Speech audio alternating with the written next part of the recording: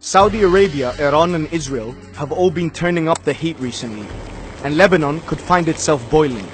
The country may be on the brink of conflict, and here's why. Alarm bells went off when Lebanon's Prime Minister Saad al-Hariri resigned unexpectedly during a trip to Riyadh. The announcement came shortly after Hariri met Saudi Arabia's Minister of State for Gulf Affairs, Thamer al-Sabhan. Now, constitutionally, Lebanon's government strikes a balance between the different sects in the country. The president needs to be a Maronite Christian, the prime minister a Sunni Muslim, and the speaker of parliament a Shia Muslim. And after 2 years of political deadlock between 2014 and 2016, a consensus was finally reached, with elections being held and a government being formed. The current government is split into two blocks: the pro-Assad March 8th Alliance that's led by Hezbollah and supported by Tehran, and the anti-Assad March 14th Alliance that's supported by Saudi Arabia. When Hariri resigned, he broke the political balance, swaying it away from its backers, Saudi Arabia, while pointing fingers at Iran-backed Hezbollah, criticizing Iranian meddling in Arab affairs, and claiming to be under threat of assassination.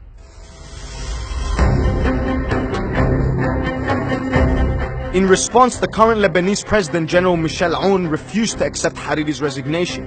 Hezbollah leader Hassan Nasrallah also refused, claiming that Hariri's resignation was Saudi Arabia's decision. While Hariri has yet to return to Lebanon, as rumors of the PM being held captive in Saudi Arabia have spread across the region.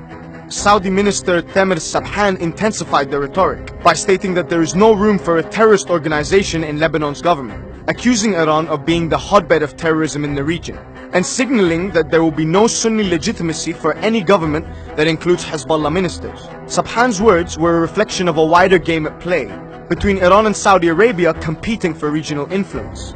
Iran appears to have the upper hand, winning in Iraq, Syria, Yemen and Lebanon in what has been described as the Shia Crescent.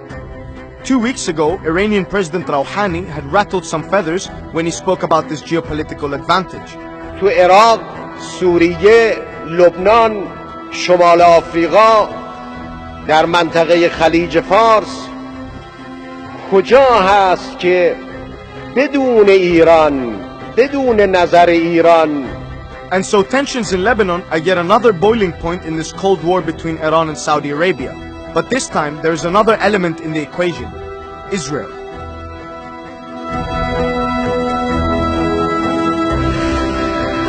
The enemy of my enemy is my friend. It's no secret that Saudi Arabia, its Arab allies and Israel have been agreeing on a lot lately.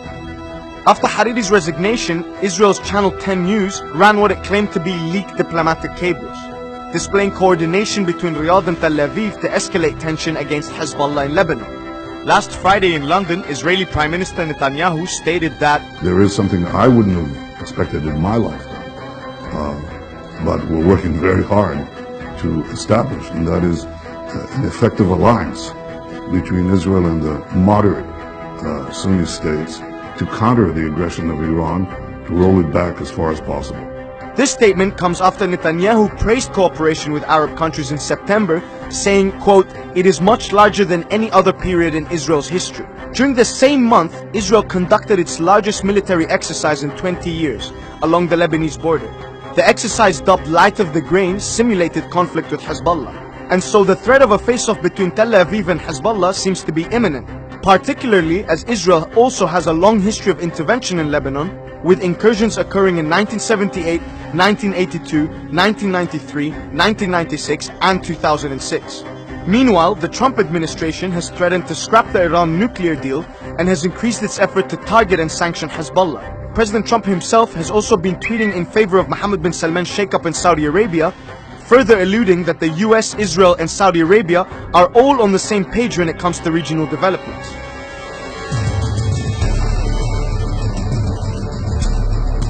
Lebanon has been a site for civil conflicts and foreign interventions for much of its recent history.